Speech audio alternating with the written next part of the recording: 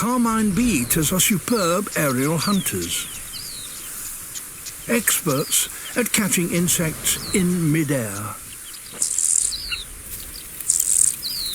But they have no way of flushing their prey out of the grass. Once alarmed, most insects stay put. The bee-eaters need someone to stir things up a bit. A Corey bustard.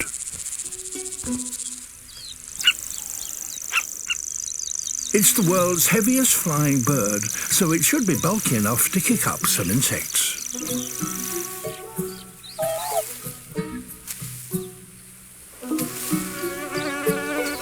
Bingo.